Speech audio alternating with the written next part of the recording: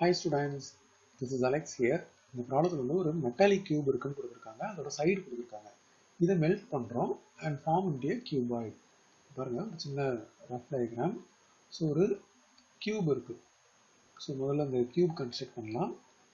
And இந்த கியூபோட side கொடுத்துருக்காங்க. So அந்த சைடை வந்து நம்ம இதில் மார்க் பண்ண போகிறோம்.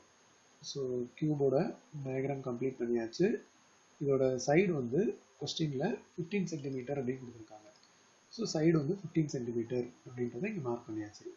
இப்போ இந்த கியூப் வந்து நம்ம என்ன பண்ணுறோம் அப்படின்னா மெல்ட் பண்ணி நம்ம ஒரு கியூபாய்டாக மாற்றுறோம். ஸோ ஒரு கியூபாய்டாக மாற்றும்போது நமக்கு வந்து இந்த மாதிரி ஒரு ஷேப் வரும். ஸோ இந்த டயக்ராமையும் கம்ப்ளீட் பண்ணியாச்சு. அண்ட் இதில் இந்த கியூபாய்டோட டைமென்ஷன்ஸ் நமக்கு லென்த் பிரெத் அண்ட் ஹைட் இருக்குது. பட் கொஸ்டினில் இதில் என்னெல்லாம் கொடுத்துருக்காங்க அப்படின்னு பார்த்தீங்கன்னா இதோட லென்த் அண்ட் ஹைட் கொடுத்துருக்காங்க.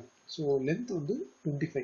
ஸோ இது வந்து 25 சென்டிமீட்டர் அண்ட் ஹைட் வந்து 9 சென்டிமீட்டர். ஸோ இது வந்து எல், இது வந்து ஹெச் அண்ட் பி வந்து இங்கே இருக்குது.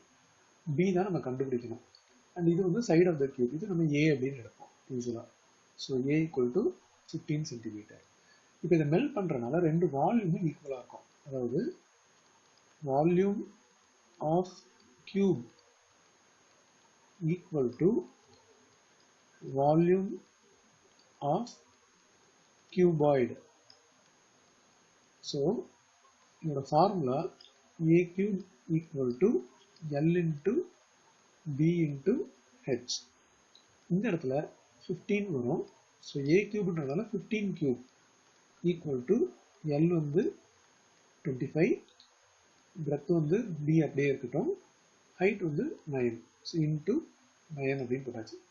எல்லாமே ஒரே யூனிட்ல இருக்கான்னு செக் பண்ணிடணும். ஸோ சென்டிமீட்டர் சென்டிமீட்டர் எல்லாமே சென்டிமீட்டர். அதில் வேறு எந்த கன்வர்ஷனும் தேவையில்லை. நமக்கு பி வேணும் இல்லையா? இந்த 25யும் இந்த 9ம் வந்து அதர் சைட் டிவிஷனில் வந்துடும். So B equal to 15 cube whole divided by 25 into 9.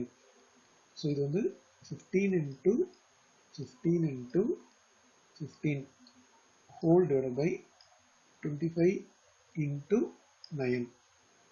இது பார்த்தீங்கன்னா நம்ம வந்து 5 3s are 15, 5 5s are 25. மறுபடியும் இதை நம்ம கேன்சல் பண்ணால் 3 times கேன்சல் ஆகும்.